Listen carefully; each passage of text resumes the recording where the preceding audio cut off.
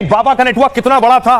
कल मैंने आपको बताया था कि मिडिल ईस्ट के कुछ देशों से पैसे आ रहे थे। आज जानकारी में यह बात हाथ लगी है कि दरअसल बाबा का पूरा अड्डा था बलरामपुर की सीमा लगती थी नेपाल से, तो यह पैसा नेपाल के रास्ते भी आ रहा था, पाकिस्तान के रास्ते भी आ रहा था, पाकिस्तान के अलावा यूएई से भी, संयुक्त अरब अमीरात से भी पैसा आ रहा था, सऊदी अरब से भी पैसा आ रहा था और तुर्की से पैसा आ रहा था। ये वो देश हैं जहां से बाबा पैसा इकट्ठा कर रहा था। अब मैं आपको तस्वीर दिखाऊं, बाबा और बाबा के करीबी नवीन का जो पैसा था इस एसबीआई ब्रांच में था। देख रहे हैं, ये उतरौला की एसबीआई ब्रांच है और इसी ब्रांच में पैसा था।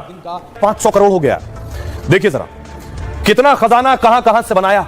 छांगुर बाबा को विदेशों से 500 करोड़ की फंडिंग हुई और अब तक 200 करोड़ रुपए की फंडिंग की जानकारी मिली है। 300 करोड़ का लेन देन नेपाल से हुआ। सूत्रों के मुताबिक नेपाल और आसपास 100 खाते खुलवाए गए। इन खातों का इस्तेमाल विदेशी फंडिंग के लिए किया गया। पाकिस्तान, दुबई, सऊदी अरब और तुर्की से फंड मिला है। 500 करोड़ की फंडिंग पिछले 3 सालों में हुई है। जांच में छांगुर बाबा से जुड़े 40 से अधिक बैंक खाते खुले। दावा है इन खातों में भारी मात्रा में संदिग्ध लेन देन है। रैकेट में शामिल एजेंट्स ने 4 से 5% कमीशन लिया।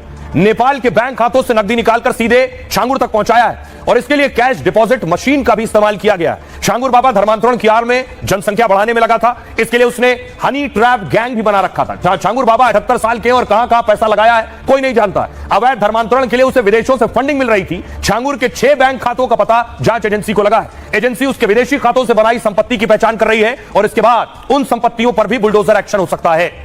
सुनिए जरा क्या कुछ कह रही यूपी पुलिस के अधिकारी अमिताभ यश। छांगुर बाबा के गिरोह द्वारा काफी समय से धर्मांतरण लगातार कराया जा रहा था। इसके लिए हनी ट्रैप्स का प्रशासनिक दबाव बनाना।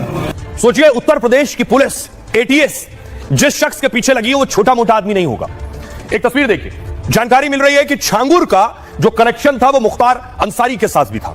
अब जब जांच आगे बढ़ रही है तो बहुत सी परतें खुल रही हैं। एक तस्वीर देखिए, ये शख्स बता रहा है, खुलासा कर रहा है कि ये जो मुख्तार अंसारी के साथ लड़का बैठा हुआ है ये छांगुर का गुर्गा है। तो छांगुर का गुर्गा मुख्तार के करीबी, छांगुर के करीबी के साथ मुख्तार बैठा। फुल लीजिए जरा इस तस्वीर को और इससे आपको अंदाजा होगा कि छांगुर और मुख्तार में क्या कनेक्शन है। मुख्तार अंसारी के साथ आबिद रब्बानी का भाई है आसिफ रब्बानी, बंदूक और फोटो के साथ में, और इसका ये पार्टनर मुख्तार अंसारी के साथ। अब देखिए जरा मुख्तार से क्या कनेक्शन था छांगुर का। आखिर छांगुर इतना ताकतवर, इतना बड़ा कैसे बन गया।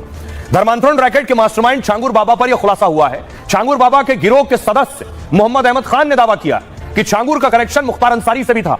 मुख्तार की मदद से धर्मांतरण का काम करता था छांगुर। अवैध जमीन के कारोबार में माफिया का उसे साथ मिलता था। मुख्तार का साथ मिलने से छांगुर बेरोकटोक अपना काम करता था। छांगुर ने महाराष्ट्र में भी जमीनें बनाई और खरीदी। इसमें अहमद खान ने छांगुर की मदद की थी। अहमद खान भी बलरामपुर का रहने वाला है और जांच एजेंसी छांगुर के जमीन खरीद की भी जांच कर रही है। इसमें कई वकीलों, प्रॉपर्टी डीलर्स की जांच की जा रही है। एटीएस छांगुर से लगातार सवाल जवाब कर रही है। आज छांगुर को बलरामपुर में उसके घर लेकर गई। धर्मांतरण, विदेशी फंडिंग, सियासी कनेक्शन, हर एंगल से जांच हो रही है छांगुर की भी।